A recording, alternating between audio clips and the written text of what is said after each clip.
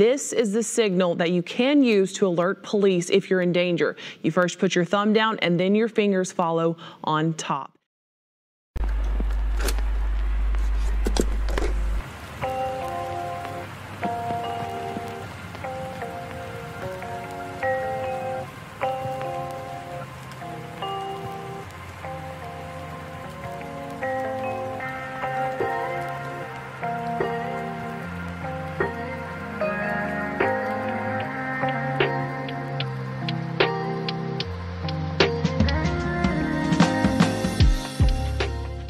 Let's start with a definition of domestic violence. Domestic violence is purposeful and deliberate behavior aimed at gaining power and control over another person.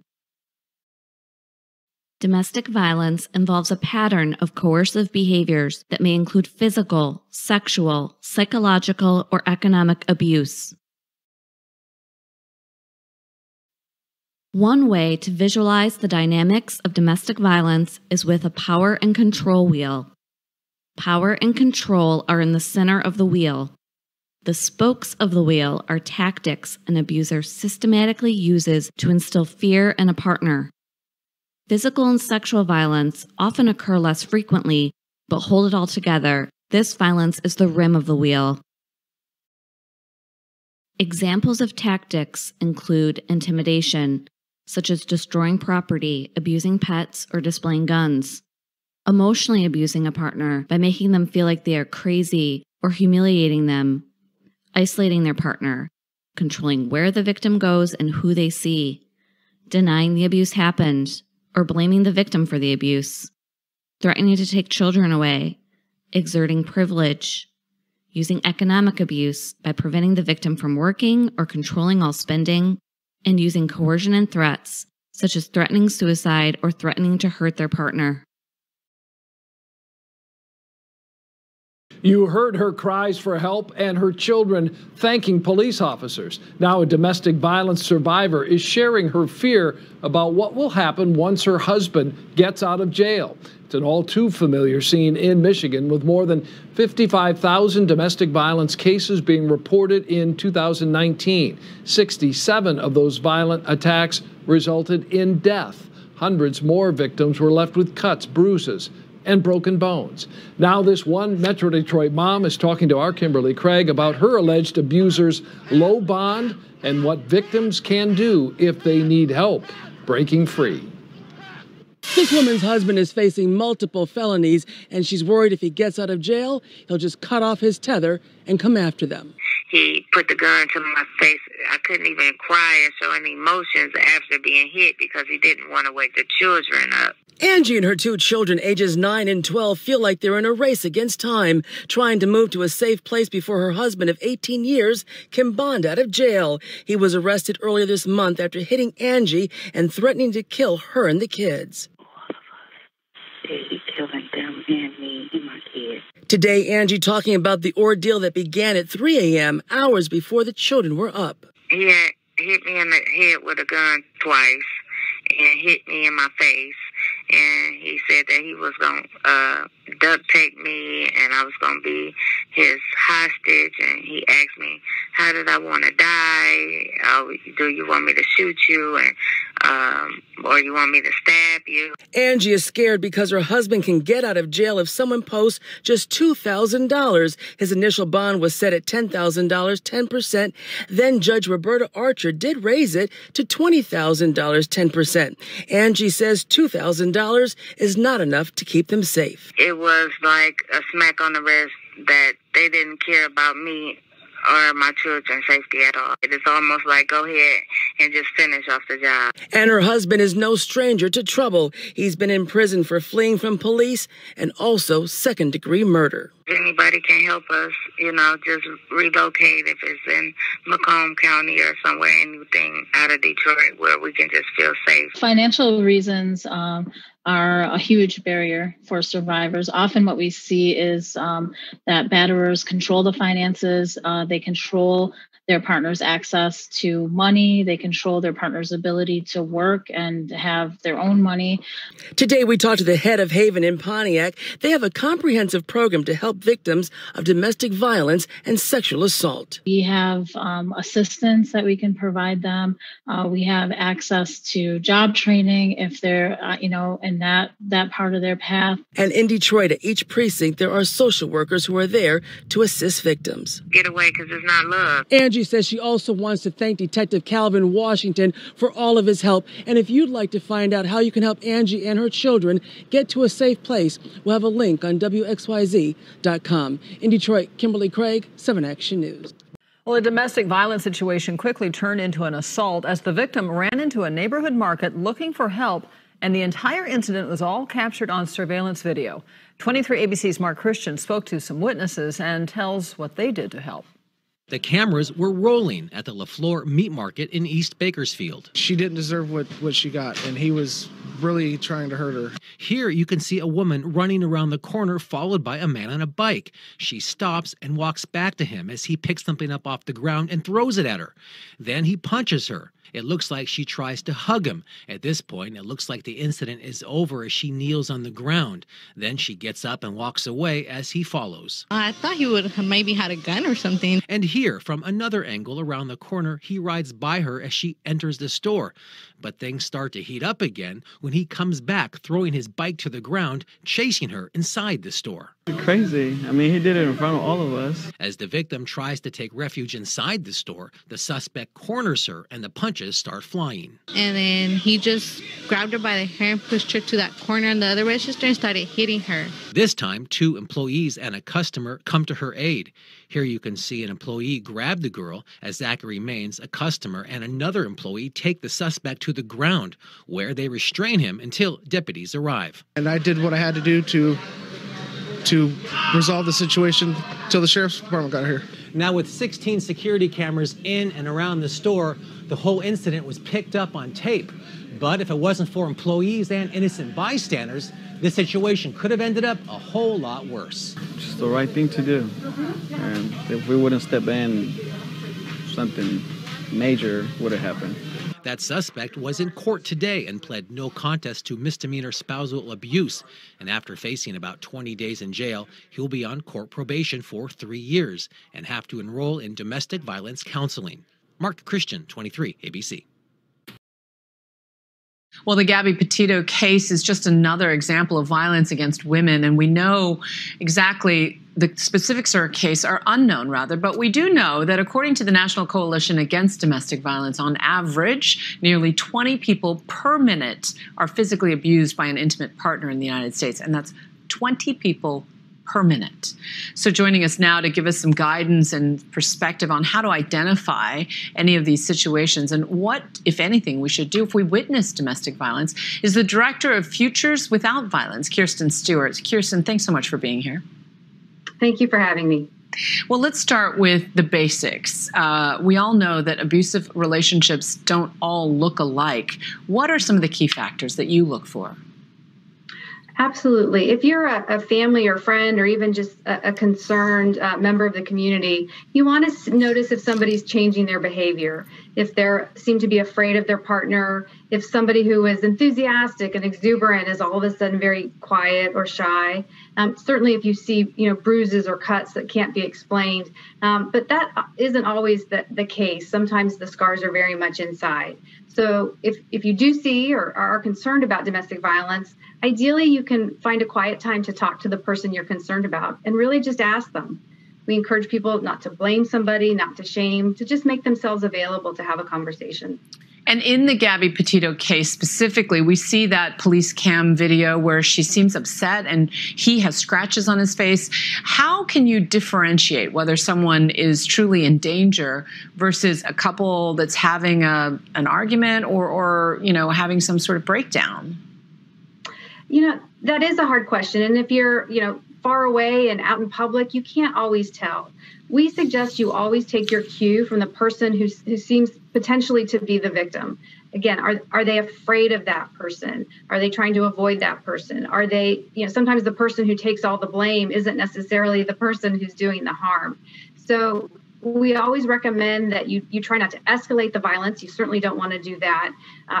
Getting in a confrontation with someone is not recommended.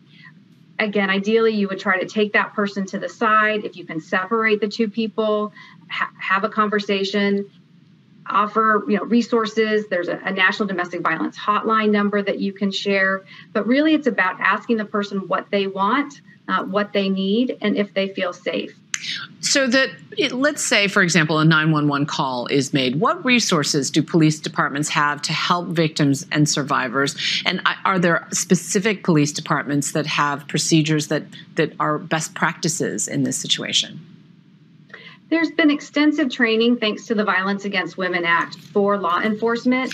And that doesn't mean everybody does it perfectly right all the time, but we do see many better practices happening. One of the ideal situations is that you actually bring a domestic violence advocate out with you on a call for domestic violence, so they can take the person aside, have a conversation. You want police to de-escalate the situation as much as possible, question the people separate and apart from one another. Often, if there are children in the home, we also ask that police officers pay attention to the needs of the children. Again, not asking the children to necessarily choose, one parent over another. That's a deeply traumatic experience for a child. But to be sure that there's also someone that the child can talk to, and that the child's trauma from that experience is also addressed. So much to consider. And yet we all know that when victims try to leave these types of relationships, that's when it's most dangerous. Many choose to stay in these relationships. What steps can be taken to ensure that there is safety both in or out of that relationship? Well, we strongly recommend someone who's concerned about domestic violence to talk to a domestic violence advocate. They can help that person develop what we call a safety plan. And that really depends on the unique circumstances of that person. You help them identify, do you have a place to go if you need to? Do you know where your car keys are? Do you have what we call a go bag? Important, like your birth certificate, important papers, any medicines. So if you do need to leave a home quickly, you can just grab it and go. There are many domestic violence agencies across the country. As I said, there's also the National Domestic Violence Hotline, who can be reached via email, via phone, via chat. It's a great place to start, even if you're not necessarily ready to leave, or if you're just a concerned friend or family member. They can walk you through the steps that are tied to this person's particular situation. And if someone is seeking help, where do you counsel them to seek help first? What should the first step be? So most people actually reach out to friend or family first. Some people will talk to their faith leaders, healthcare providers, we think are another wonderful resource, especially because you can have the privacy to talk to them about what may be going on, as well as what may be the health consequences of violence. Most people don't actually go to the police first. And again, we strongly recommend a call to a domestic violence advocate. Many domestic violence programs just have someone you can talk to. You don't have to be ready to leave the relationship or run to a shelter. It can just be a person to talk to start thinking about your situation and what might be your options. Kirsten Stewart, so much valuable information. As the Director of Futures Without Violence, thank you so much for your time. Thank you, and thank you so much for covering this story. We really appreciate it. Well, we're grateful to you. So if you or someone you know may be a victim of domestic violence, regardless of gender, you can call the National Domestic Hotline at 1-800-799-SAFE. That's 7233. Or you can also text START to 88788.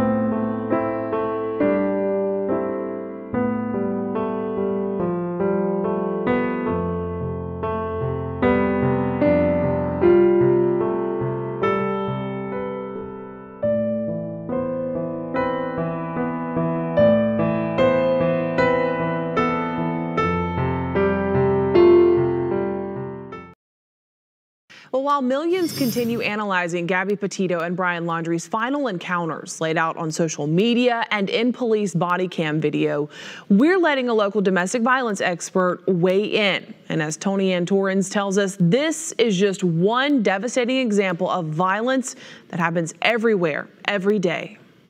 With her being so visible with social media and all, that it brings domestic violence to the front of a lot of conversations. Penelope House Executive Director Tony Ann Torrens believes Gabby Petito's disappearance and now homicide case has gained national attention because of the trail of social media Petito and fiancé Brian Laundrie left for their followers. But she says the alleged domestic violence between the couple happens daily. Domestic violence definitely knows no boundaries, and it can happen to anybody, any race, any culture, any socioeconomic status, any level of education. This body camera video from Utah police has been viewed millions of times. Police pulled the couple over after a 911 call that Laundrie hit Petito.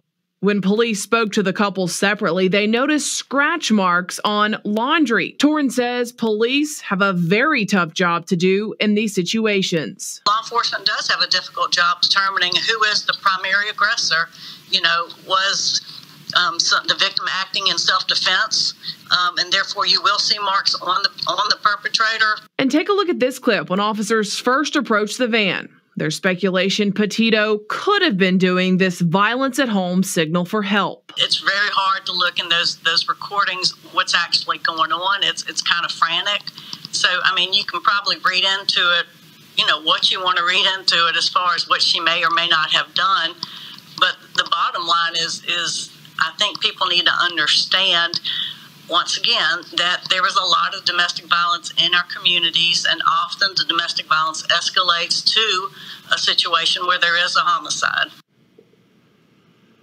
Now, police have not confirmed if that was the signal she was using, but if you are in a domestic situation, this is the signal that you can use to alert police if you're in danger. You first put your thumb down and then your fingers follow on top. And if you are a victim of domestic abuse, Torrens says to get out when it is safe to do so. Definition of domestic violence. Domestic violence, also known as domestic abuse, spousal abuse, battery, family violence, dating abuse, and intimate partner violence, IPV, is a pattern of behavior which involves the abuse of one partner against another in an intimate relationship, such as marriage, cohabitation, dating, or within the family. Definition of domestic violence. Domestic violence can take many, many forms, including the following. 1. Physical aggression or assault, such as hitting, kicking, biting, shoving, restraining, slapping, throwing objects, and battery. 2. Verbal abuse or threats of violence. 3. Sexual abuse, both forced and withheld. 4. Emotional and psychological abuse. 5. Controlling or domineering behavior, controlling the other party's relationship, time, and activities. 7. Intimidation. 8. Stalking. 9. Passive abuse, such as neglect. 10. Economic privation. 11. Financial abuse. And last, withholding of children.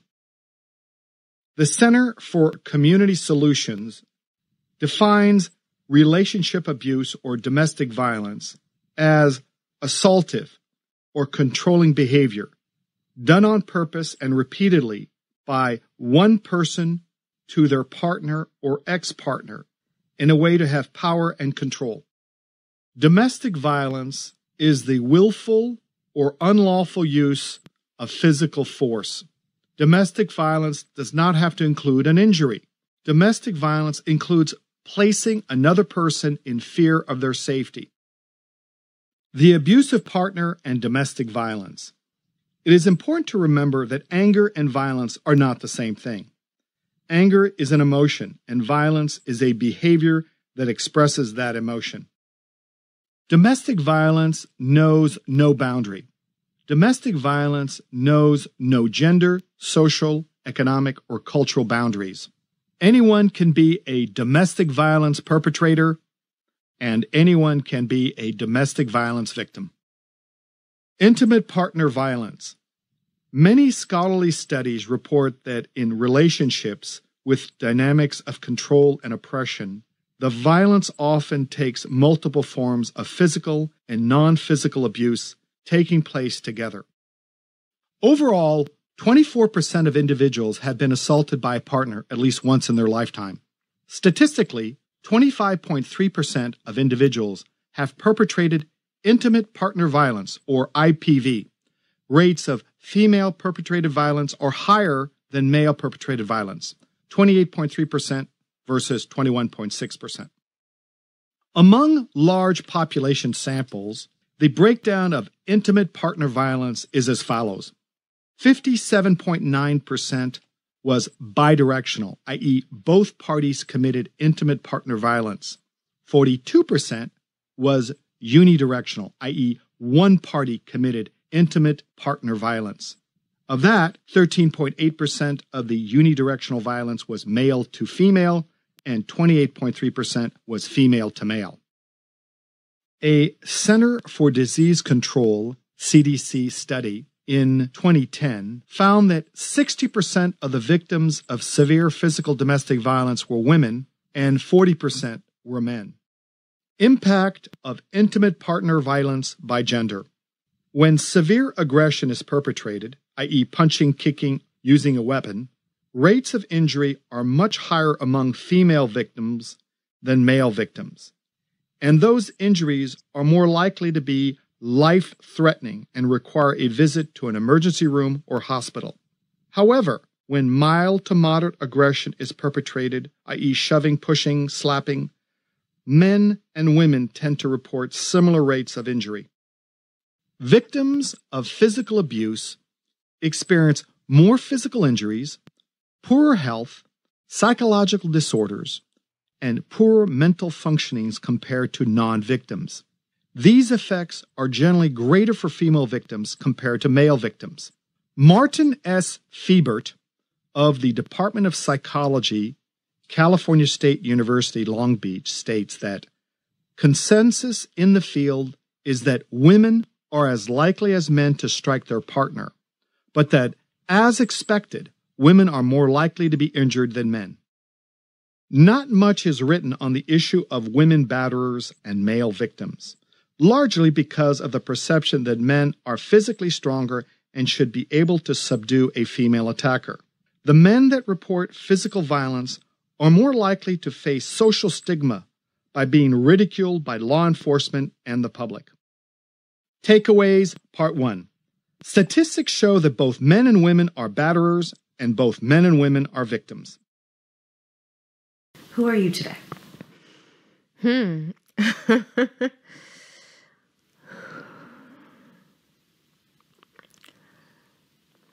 I'm a survivor. I don't think I've said that out loud. It was late 2014, early 2015 that I met my former partner. We were introduced by family members from either side. It started off very, on the surface, like very much a love story. We had a lot of fun, so many similarities. He didn't live here. He actually lived in the States. So it was a lot of like back and forth visiting, which was great too. In the beginning, it was psychological and emotional. So I would say things like we'd get into a huge argument and then I'd just be like, it's too much for me. I don't want to be in the relationship anymore. And he would literally call my phone like 100 times in a row. 100. To dial somebody's number 100 times in a row is ridiculous. Over and over and over and over and over again. And I'd start to feel like, oh my God, like I'm such a monster, this poor guy, like he wants to work it out, this and that, whatever. So the emotional and the psychological was common, and that was like maybe like for the first 2 years. And so it didn't really feel like what I'd term as abuse. When he actually came here, moved here, that's when the physical started. And that's when I started to see like, this is crazy. I realized that it was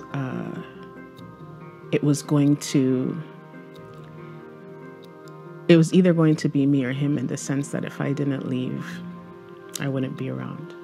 It was like year 3 that when the physical started, just, you know, shoving and stuff like that. And I definitely don't want to come across as so victimized that I never defended myself. I would shove right back, like, and I'm in shock, like somebody you love, like putting their hands on you, like, what are you doing, right? But then very quickly, it progressed into things like being choked against a wall.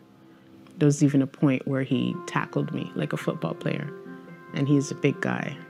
And I would never wish on my worst enemy the feeling of somebody's hands on your neck and looking at somebody who has proclaimed that they love you, but is literally jeopardizing your life. I never had real, sincere thoughts of truly leaving until the physical abuse began, because that's when it was my wake-up call. Yeah, it was my wake-up call. It was an entire turning point in my life. 2019 was the year that broke me, but it was also the year that blessed me with a strength that I earned. I'm grateful to say I'm in a great space right now. Very grateful to say that, because some women will never get to say that. It's a difference between literal life and death. And I would advise women to choose life. Do whatever you need to do to survive. Yeah, and be strong, but don't stay. Don't stay.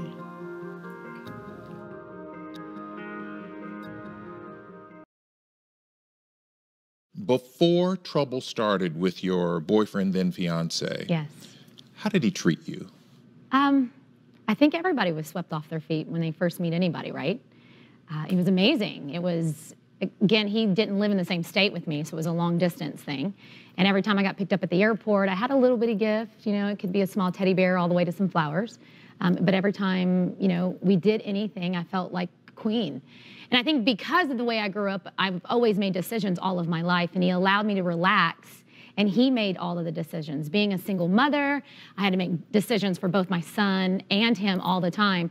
So when we were together, it was just me relaxing. Again, being in a different state, I didn't have to worry about household chores. It was just fun. It was relaxing. I felt like a queen. I felt like a princess. Everything was what you would expect when you come into a relationship. And so, at least initially, this guy was, you said a queen. I mean, he's treating you properly. There's no sign of any issues. Yeah, and what's funny is because we are both in the fitness industry, we both ate the same, we both worked out the same. We were both into making sure we ate right at the right time. It wasn't a struggle in that. I had nothing other than when I was in Houston and he was in his state, there was some struggles of insecurity that would he give me, but in my mind it was just like, well, if we were in the same city, he wouldn't have these struggles, right? He wouldn't be insecure of where I was going or what I was doing. And at the time, I'm a sales rep, and so evening dinners were required for us to go out with our, with different people, social events, networking events, and so insecurities would step in. But I got it. Like, he was far, far away, and he couldn't be the man that he wanted to be because he was in a different state. So I just made myself think that, okay, we can fix it. How do we fix it? So your Prince Charming turned out to be anything but. I think he was a Prince Charming on the outside, but his core was completely evil. And in hindsight, which is always 20/20, what were the red flags? What were the issues that you were seeing with him that was an indication that this guy could become abusive? So when we weren't together, he would always call me on FaceTime if I were at home. Whether we were talking on FaceTime or not, it was FaceTime, and we would sit and watch a movie, would breathe. Again, thinking that if we were dating, we'd be in the same room. He would constantly call me, but I was just thinking, oh my God, he loves me. He's gonna call me all the time. It's constant constantly attention. texting. Yeah, just a ton of attention. Always wanting to know where you were? Yes. And that never bothers you? No, and again, I played it off that was his insecurities, and for me to help him with his insecurities and for him to gain the trust within our relationship, I gave it to him. I answered the phone when it was appropriate. I texted him back when it was appropriate. I sat on FaceTime with him. everybody has their own insecurities, and I played into his. What traps do you now see that you would tell women to avoid? Listen to your gut, especially women. We are all given an intuition, and the intuition's called from whomever your higher power is, your Lord, your God, your Buddha, whoever that is, right? Women are given intuitions for reasons, and follow that.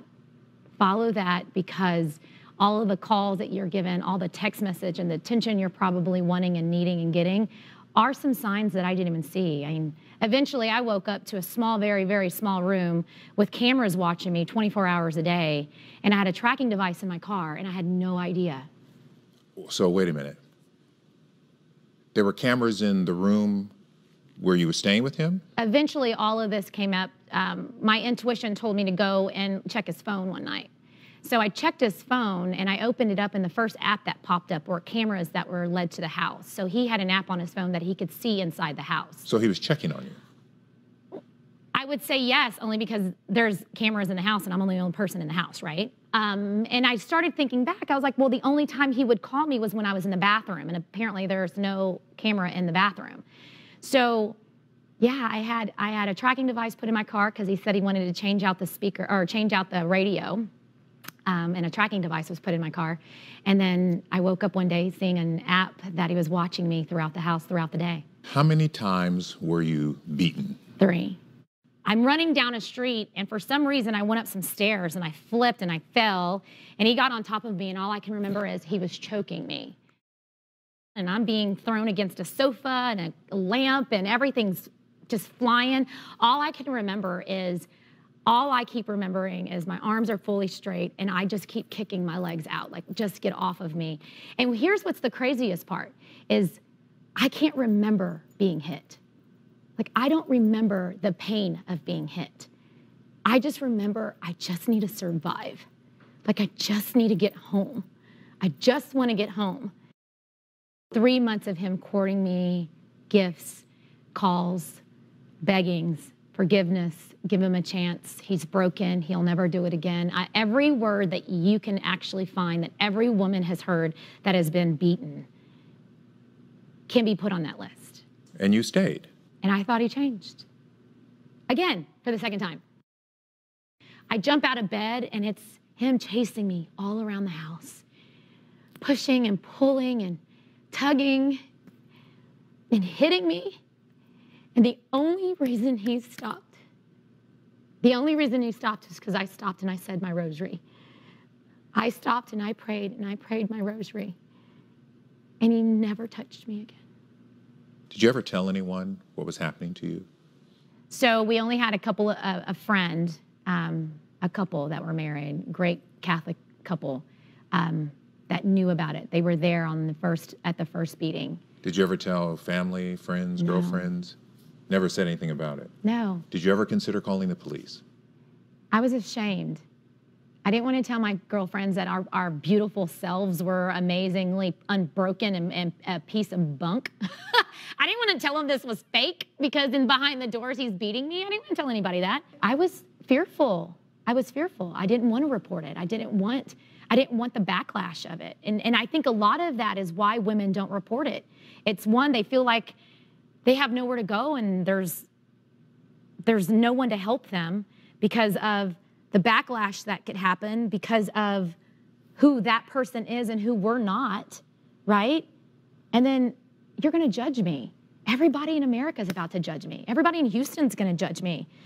It takes a strong person to open up and to be allowed in to know that what's going on, because there's a whole lot of people out there, whether they're married or dating, that there's a lot of things going on behind those doors that none of us even know, that our best friends are dealing with.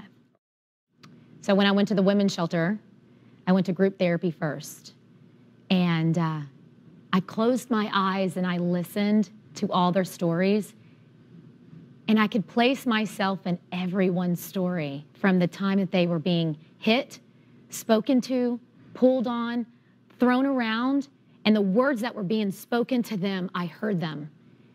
The only difference was the circumstances. That was it. What I learned about myself was I wasn't alone.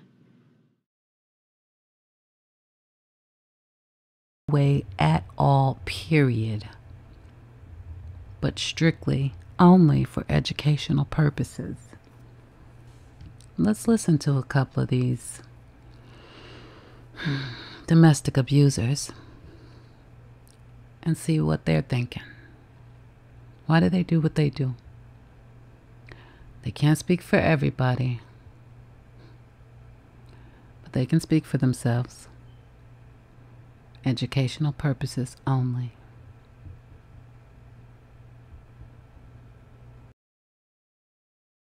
More than a year, Denver 7 Investigates has exposed the dangers of domestic violence and the failures of law enforcement. And tonight, a rare opportunity to see inside the mind of a murderer. Richard Lockett killed his wife, Kirsten. He'll spend the rest of his life in prison for that murder in Castle Rock 2 years ago. And tonight, he sat down only with us for an in-depth 85-minute interview with Chief Investigative Reporter Tony Kovaleski. And Tony, lots of controversy surrounding this interview. And let's be perfectly clear here with a lot of emphasis. This is not about making a hero out of Rick Lockett for an unexplainable death of his wife, Kirsten. This interview has one purpose: allowing our community and our cops to better understand the dangers of domestic violence. Many times, these sad stories end in a murder-suicide. But tonight, the rare opportunity to learn from a killer and maybe prevent another Rick Lockett.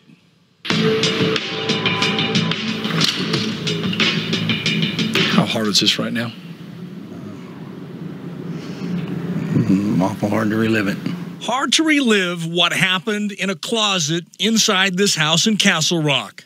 July 18th, 2015. A day, an hour, and a decision that ended Kirsten Lockett's life. There was a time when you said, "I'm just not going to do this interview." Yes, sir. I have nothing to gain by this interview. It's not going to shorten my life sentence. It's not going to mean I'm going to walk out of here. I mean, I'm going to be carried out of prison in a box. What do you say to people who think you're a murderer, think you're a monster? I think they'd have to be in my shoes to understand, what exactly happened. He's now in prison for the brutal murder. Pictures too graphic to show you. The final chapter in a bad book on domestic violence. At one time, you loved Kirsten. Yes, sir. What changed? I still loved her. The pictures look like any couple and any family, but Richard and Kirsten Lockett's relationship unraveled violently.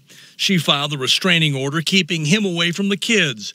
Police say he later kidnapped her, attacked her, and then went on the run. Is in possession of a small handgun and is potentially homicidal and suicidal. While police tried to find Richard, Kirsten and her 5 kids were hiding in her brother's Castle Rock home. Richard found the house and spent the night outside a window. I want to go to that night, that morning of the murder. Yes, sir. What's your recollection? Can you take me through? I just overwhelming desire to die. I was in a lot of pain. So I laid there and watched my kids all night. What was going through your mind? Not much. Just wanted to die. Did you go there to take your life? Yes, sir. Did you go there planning to take your wife's life? No, sir. I thought my spirit would stay with my kids.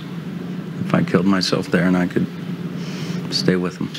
For some people, hearing what you just said the first time, they would say that is sick. They would say it's selfish because your kids had to experience what happened. Absolutely. One, I didn't do it in front of my kids. I know that's probably no... It's the same house, though. Yes, sir, it is. They will remember... Yes, sir. That drama forever. Yes, sir, they will. Regrettable? Absolutely.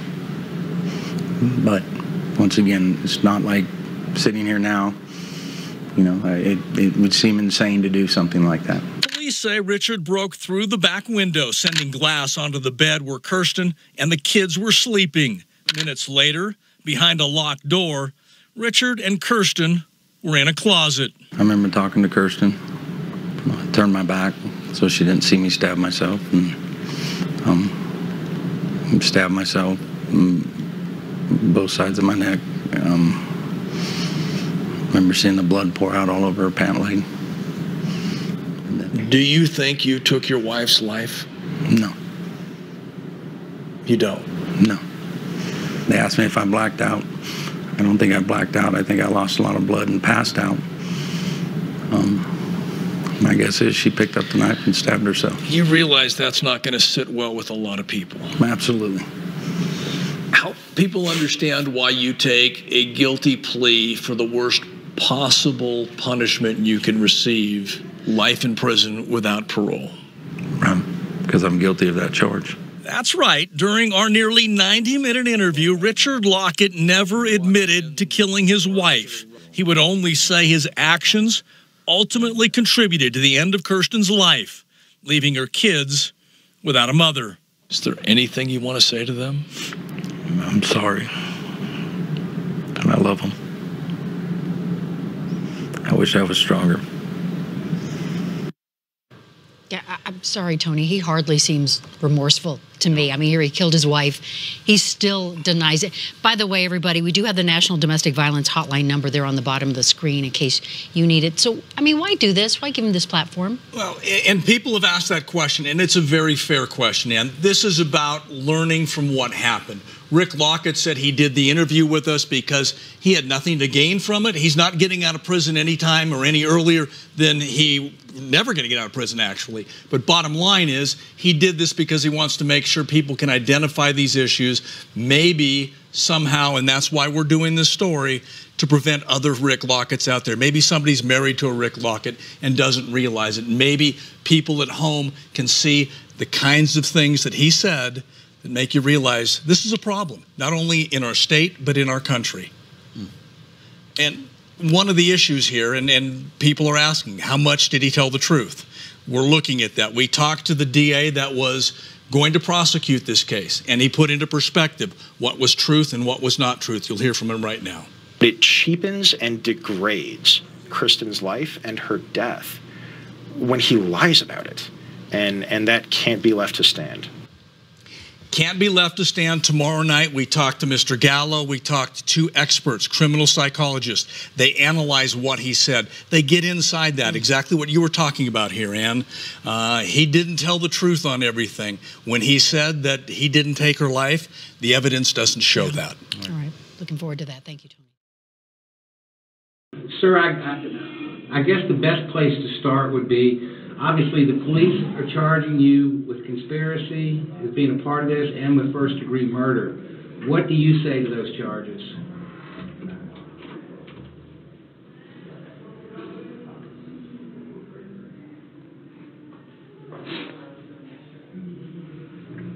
Huh? It's all right, you take your time.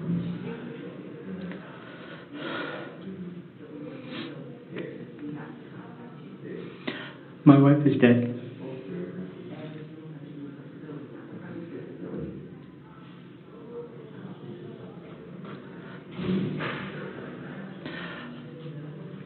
It's not enough.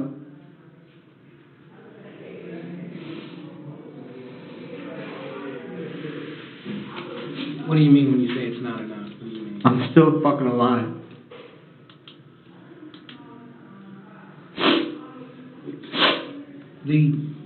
According to a police report, there were emails exchanged between you and the other woman. How do you pronounce her name, her last name?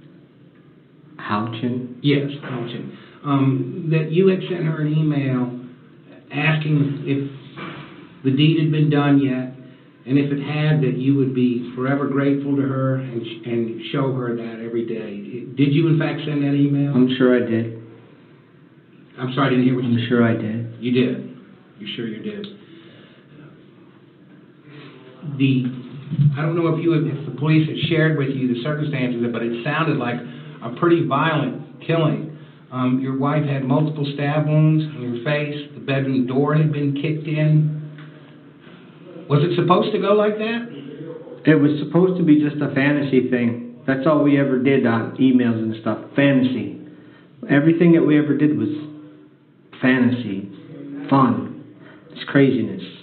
Never should have went this far. It wasn't until I couldn't get my wife on the phone when I realized that something was wrong, that it might actually be real. And then when I couldn't get in touch with her and I couldn't get in touch with her mom and her stepdad,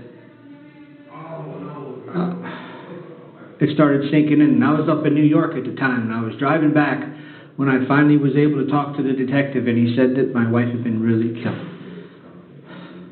So that email that you sent out saying, has the deed been done? If so, I'll be forever grateful. You never got a response to that particular email then, or did she ever tell you, yes, it's done?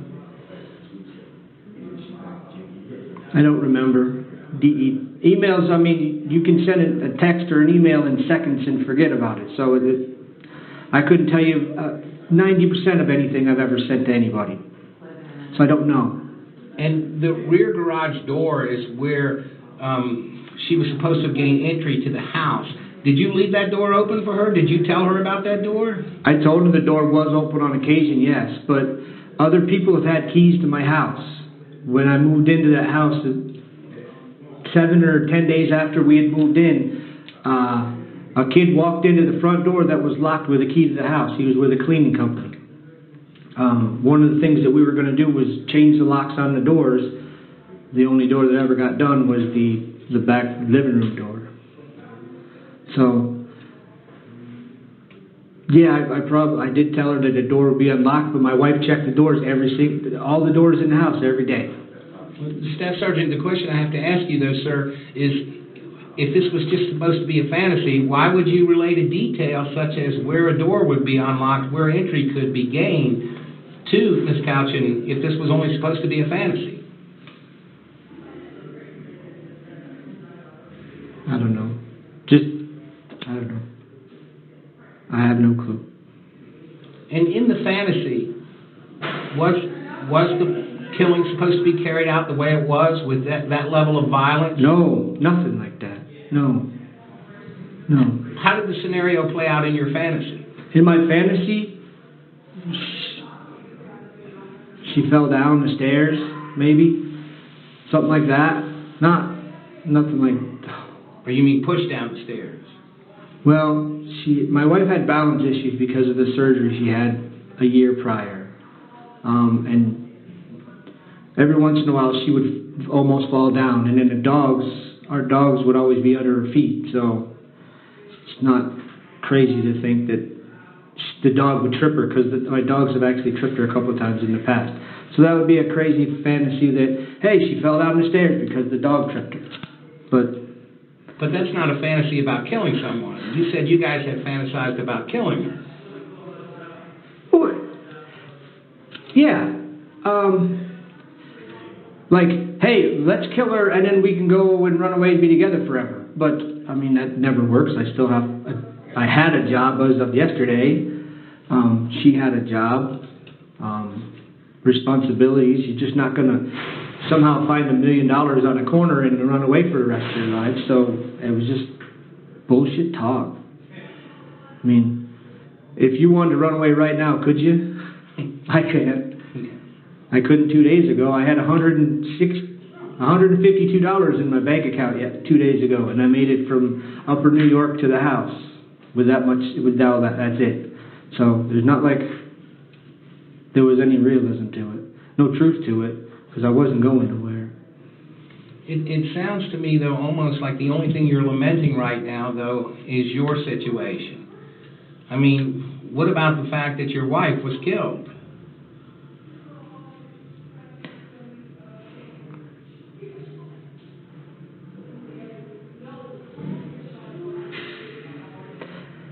If I spend the rest of my life in jail because of what happened to her, it won't be long enough. So what you're saying is you're ready to accept the punishment that comes your way. No matter what, my wife is dead. And because of what I said, somebody killed her, I think. So Staff Sergeant, you're telling me then you never said to her, go there on this night, do it tonight, do it then. It was never planned to that detail. No. No. I mean, I've been in the military a long time, so whenever I look at a situation, I look at it from every aspect, all points of view. And no matter what I'm doing, I always figure out every option, every aspect of it. And that's just one of those things. When you're talking to somebody, you just naturally talk about every aspect of everything. You know. But didn't it occur to you, I mean, if you were dating this other woman, you guys were having an affair, okay, and you've admitted to that, correct? That you were having an affair with Ms. Couch, okay. Didn't you have some indication of what her personality might be like? I mean... No, she was a great person. Every time I ever saw her, she was a great person. She had an anxiety issue, yes. She had, she was taking medicine for anxiety, but not for crazy want to kill somebody.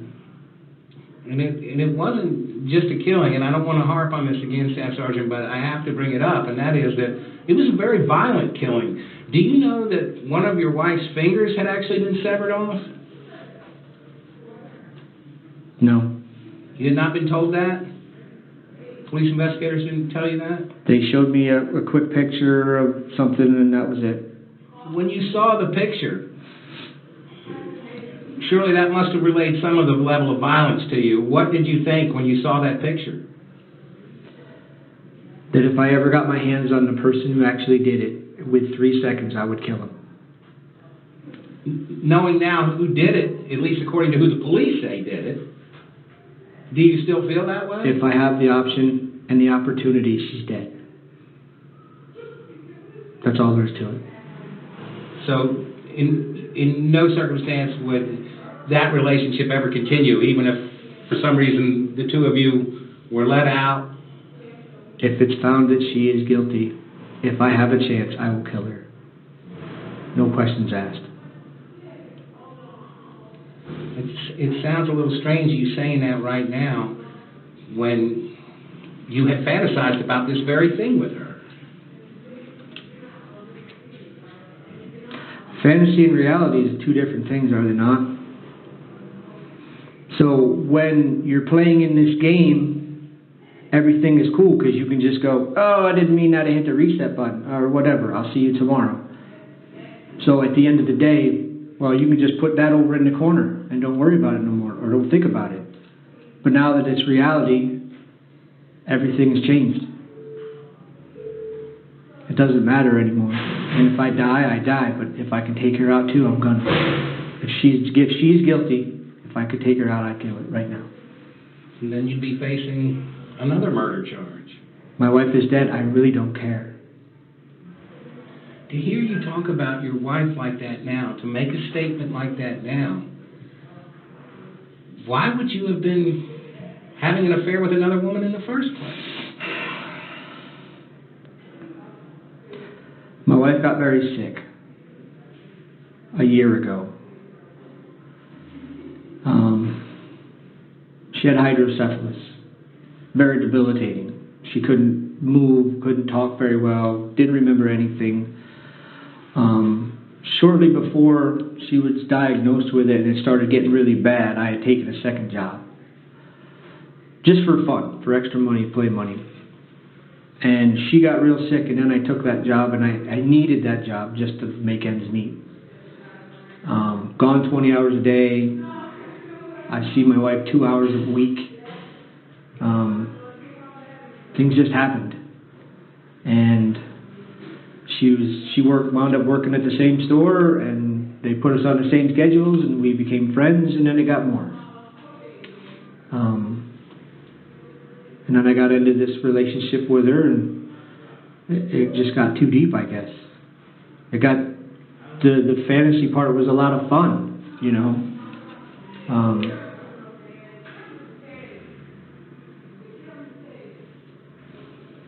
Did you have any communication with Ms. Couchin in any shape or form after the murder happened, whether you knew about it at that point or not? Did you guys exchange any kind of communication after the fact?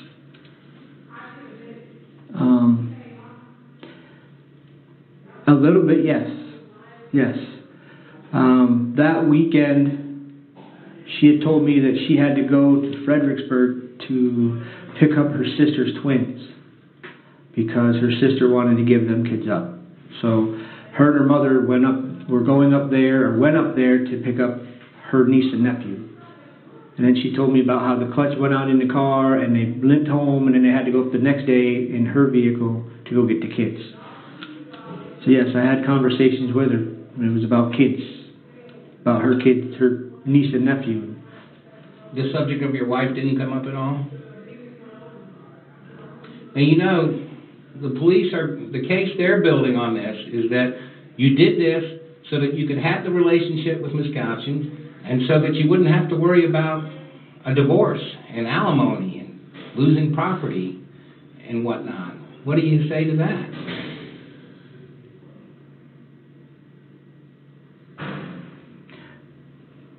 It had come up, yeah. To talk like that had come up, yes. When you had the fantasy discussions, you mean? Yeah.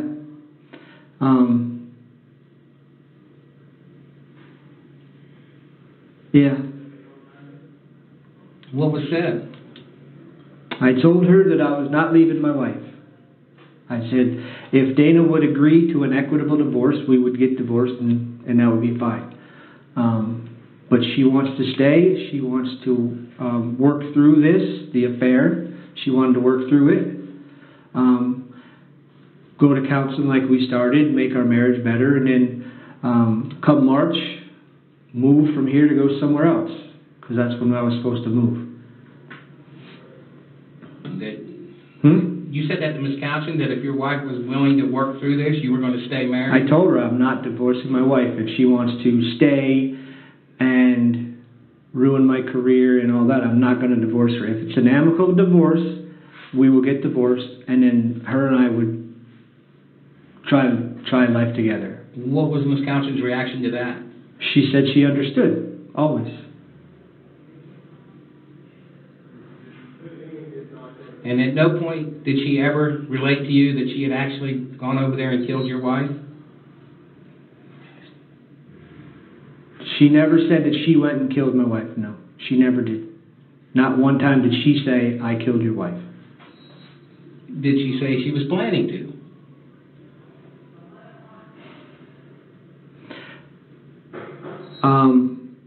She said she had thought about how she would do it, yes. Yes. And what did she say? What were those plans? What did she think? Fall down the stairs, make it look like an accident, something like that. Nothing like what happened, no. Because she's a small person. I don't even know how I could even think about her being able to do stuff like that. I don't know. You're talking about your girlfriend? Yes.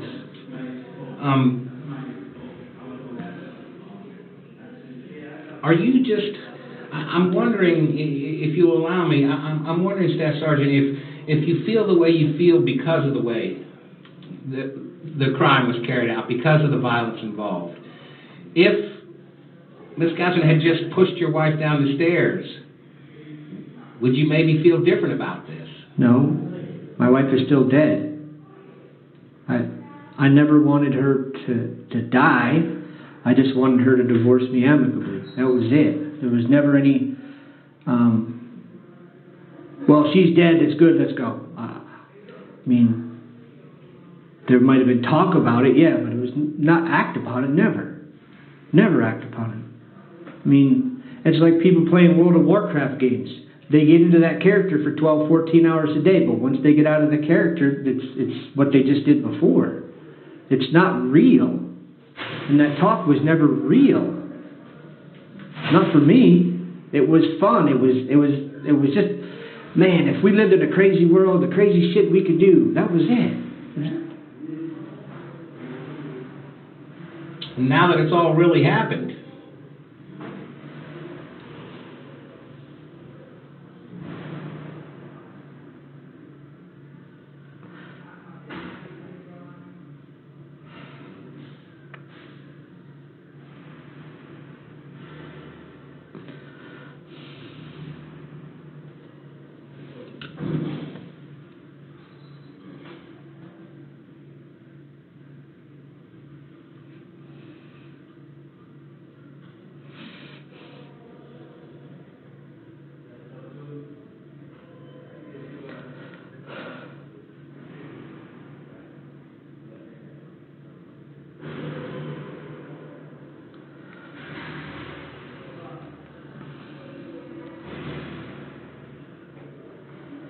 What would you say to the family of your wife and your family?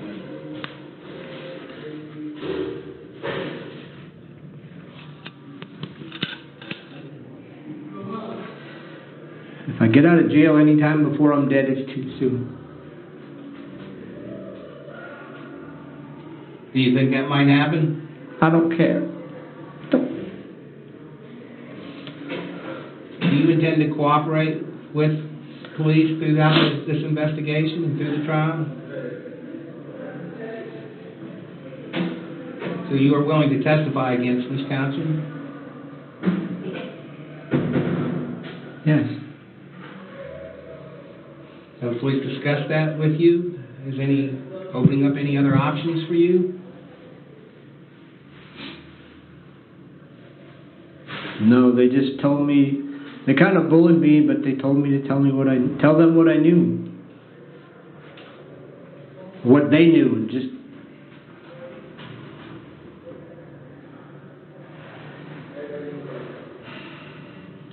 Sir, I can't think of anything else I have to ask you. Is there anything else you would like to say before we conclude this?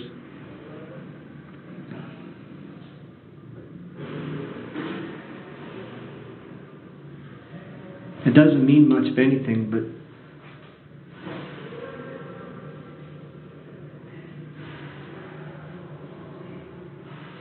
I mean, obviously, if I could change it and me dead instead of her, I would. And the pain I put her parents through. Did you guys have any kids together, you and your wife? No kids. Okay. We had 2 dogs. Now I'm going to share with you a couple of actual 911 calls for domestic violence. And I do want to warn you, some of it may be hard to listen to. But this is what it sounds like.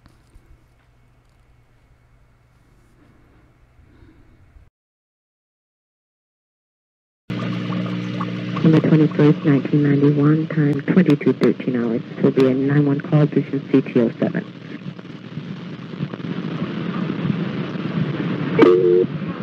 Standing emergency. Standing emergency. My mom and Daddy are having a fight. Is he hitting her?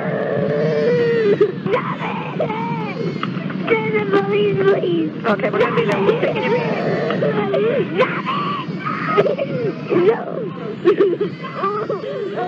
Let me talk to you. Where's your mom? What's going on? They're having a fight because this is bingo forever and ever. They always have this because he has a cousin. He's always drinking beer and getting drunk. And Mom, what's his name? What is his name? Your father's name? He's my stepfather. Okay, how old is he? What's going on? Lisa? Lisa? Fighting on you. What's going on? Hurting Mommy. How's he hurting her? He made his mommy. Okay, don't cry. We're going to send the police. Okay. Okay, now where's your mother at right now? She's in the room fighting with them. Okay, could you just send the police? Yeah, they're on their way, but I'm going to keep you on the line until they get there, okay? Is your front door open? Oh, no. Okay, you go and lock it and come back to the phone so the officers can get in? This way. Okay.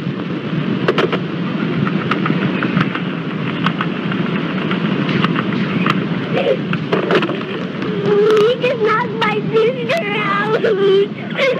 What sister that he knocked out? My little sister. Your sister? Oh, my God. What's the matter? Nothing happened. Just wait for the police. Wait, I want to go see what happened, please. Okay, the police are on their way, okay? Hello? Lisa? The police are on their way, okay? Mama, the police are coming.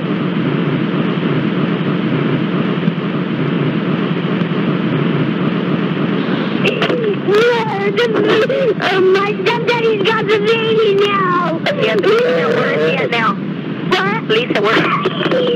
Hello? Shit.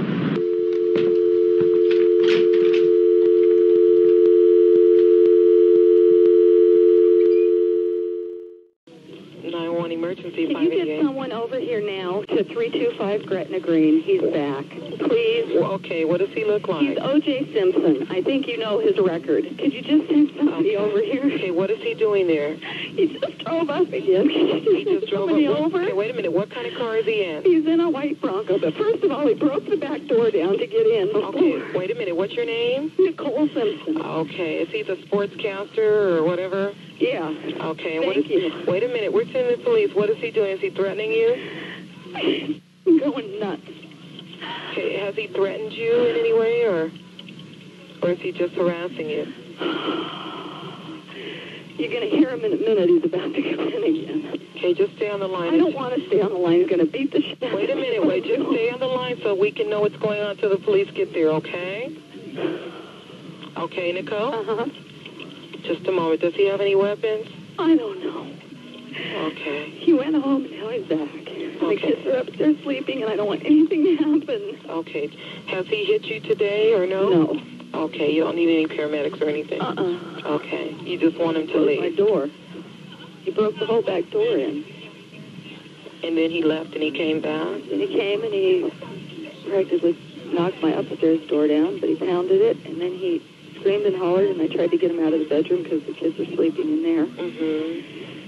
Okay. And then he wanted somebody's phone number, and I gave him my phone book and put my phone book down to write down the phone number that he wanted, and then he took my phone book with all my stuff in it. The dispatch. What? What does he say? What he always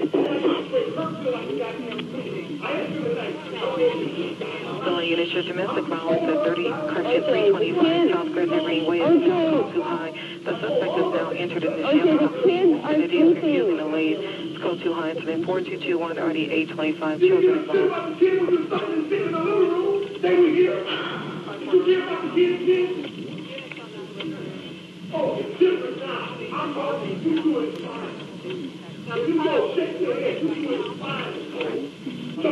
Just stay on the line, okay?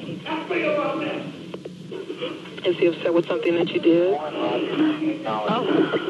long time ago, it always comes back.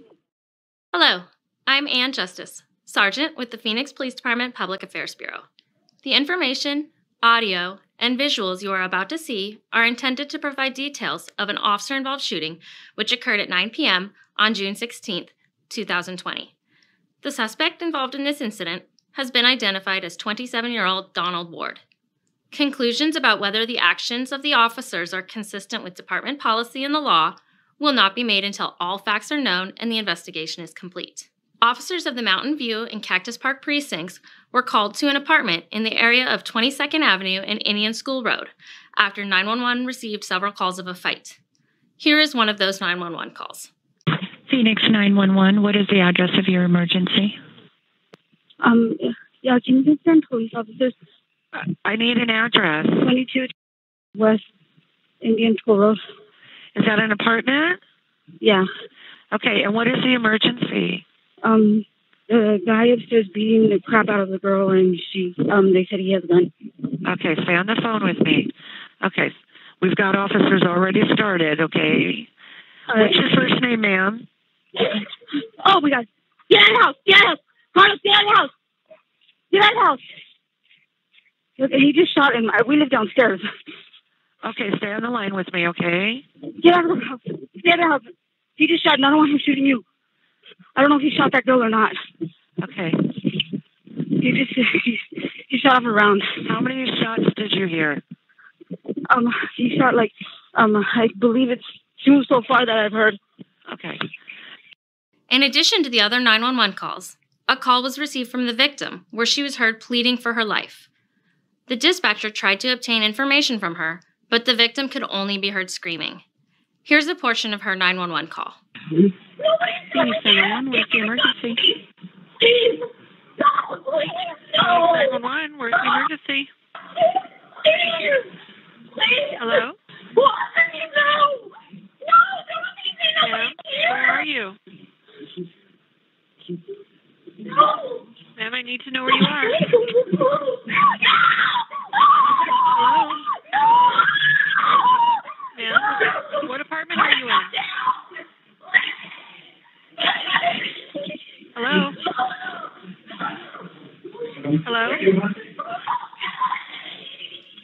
The phone line remained open for several minutes as the victim continued to plead for her life.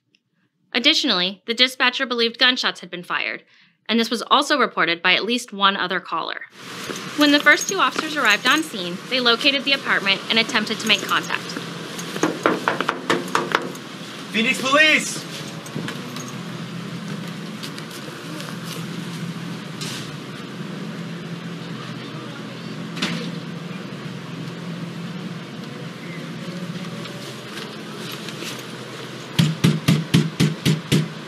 Phoenix Police!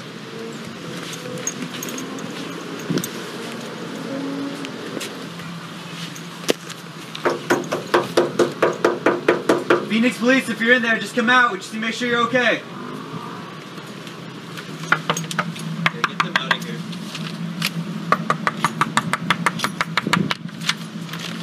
Hey, I'm gonna have to ask you guys to evacuate, okay? We got an issue over here. The commuter? Yeah, on this neighbor right here. So if you guys can grab some shoes real quick. The officers then met with additional responding officers to develop a plan to make contact. That's when they heard a shot from inside of the apartment. Oh, there you go. That's inside. All right. Hey, we got shots fired inside. We're gonna move the team up. Don't get in front of the door. Bunker up that window and tape that window. Make announcements. Phoenix Police Department, come out with your hands up now! Hey, hold on 1 second. Hold. We got screaming. Got screaming. Screaming? All right, move. Go. Move. Go. Nice and easy. Move towards the screaming. Guns up. Look for somebody. Hey, watch this. That door's closed, so we're gonna take this one right here. Come to me. Right to the left. Hey, pick up that right room. That room is right. As the officers were working their way through the apartment, they saw what looked like bullet holes in the walls. Hey, better get to that door. There's a bullet hole right through here. All right, move the bed. Bunker up on that door. Hey, take that door. Where's the ram? Phoenix Police! Hey, you have door to your left with 2 holes in it. As the officers were outside of the bathroom door, they could hear the female pleading for help. While forcing the door open, the officers heard the female screaming that he had a gun to her face, and they heard a gunshot. Nope. It's me. Watch out. Stop. Here, what?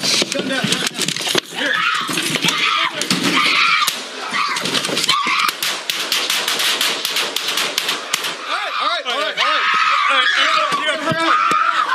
Officers fired at Ward, striking him and ending the threat. Here's the shooting from another angle. Nope. It's me.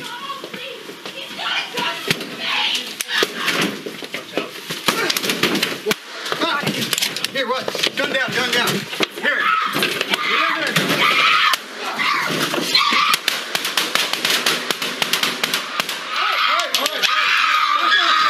During the encounter, the victim was able to lay on the ground, and 2 of the officers were able to position themselves between her and Ward.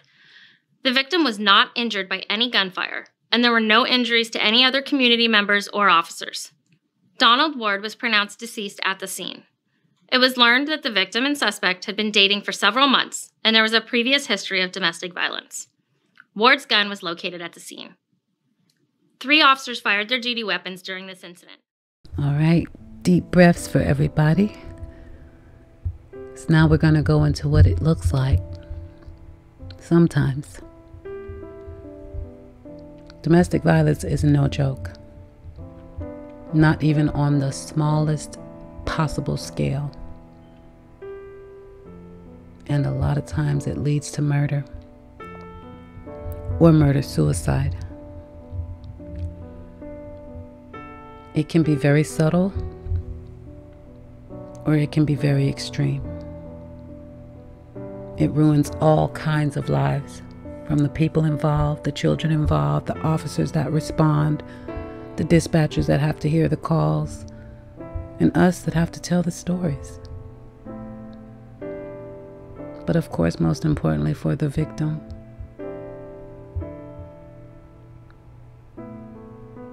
This is what it looks like sometimes. Throw all the stuff on the floor. No, I didn't. Hey, Daddy. He did. Thank you, Riley. You need to leave, Sean. Seriously, dude, you need to leave. You need to go. You take whatever you want. Fucking right. This is mine. Ron. Where is my fucking PlayStation then? Oh, come on. Where is my Keep fucking on breaking PlayStation? stuff and then I'll have no choice but to call the cops. It's my TV. Don't Get even out. start. Get out, Sean. Don't even Alfred, I'm start. protecting myself. No, you're not. Get out. Don't start. Move, Get out. please. It's my TV. It's not yours.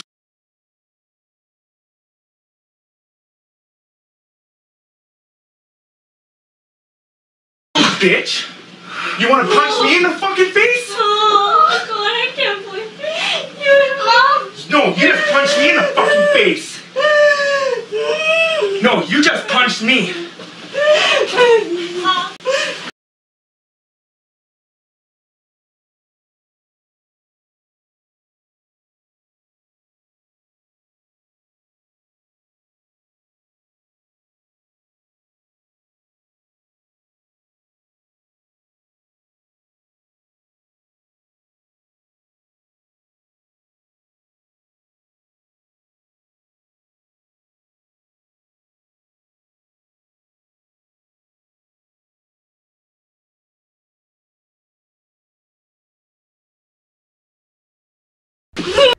And of course, we cannot forget that men are victims of domestic violence too.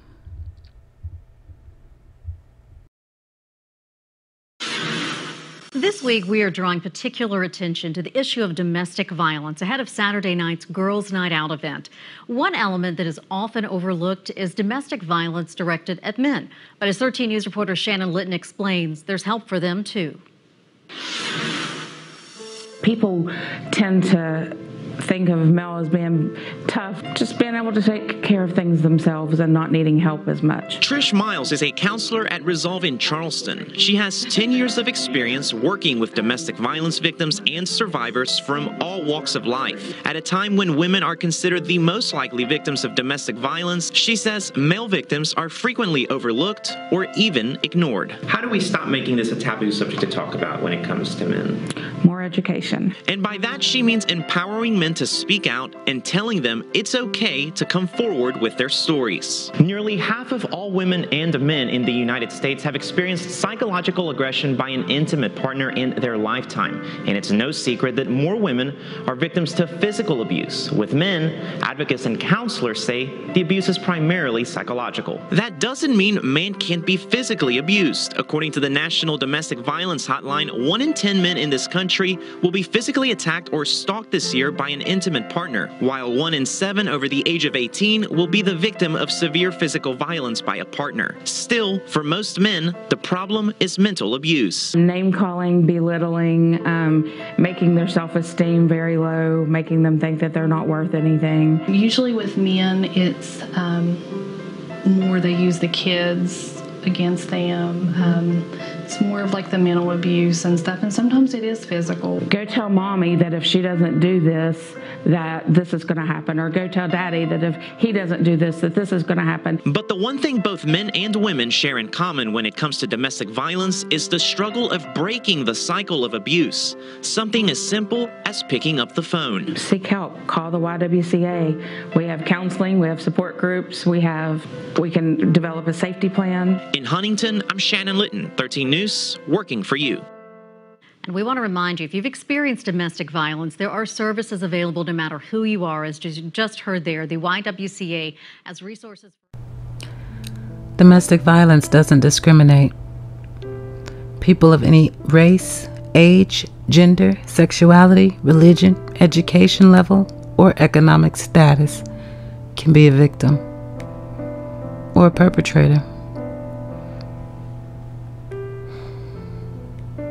Multiple forms of abuse are usually present at the same time in abusive situations, and it's essential to understand how these behaviors interact so you know what to look for.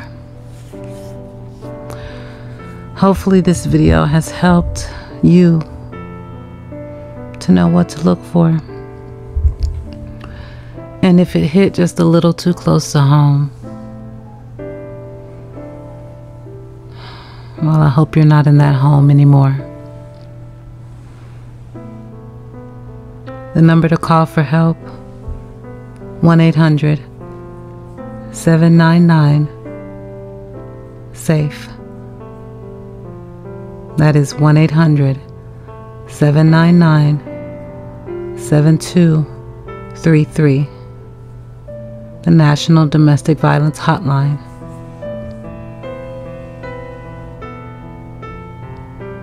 You got to get out as safely as you can, but you've got to go. There's help. And there is healing on the other side. I had a therapist tell me once, it was ironic how much love I gave out, because I didn't give much to myself. She laughed, like self-love was a sick joke. I chuckled, then cried at home. I had someone tell me once I could not love anyone else until I learned to love myself. This time I got to laugh. This time the sick joke was mine, was me. Might as well wait forever. I remember hating myself at the age of 7. Journals filled to the brim with criticisms by 8. I had enough pages to stitch them into wings, to fly close enough to the sun to see my tears turn to steam, felt the wax burn on my shoulders and mold into thick skin. I was 9 when I wanted to die. 13 when I found a solution, figured if I could cut my legs enough, gravity would let me go. When it didn't, I tied a pillowcase around my neck, twisting like the rope swings I knew so well from childhood, heard my heartbeat pound in my ears like a warning drum, then fade. I'd almost convinced myself I'd done it. When I started writing, I smeared my blood on every page to remind myself that everything beautiful has a consequence. I'd hoped to stall the clotting long enough to give myself to the craft and let myself go. I have died so many times. So when I told you that loving you almost makes life worth it, I was not joking.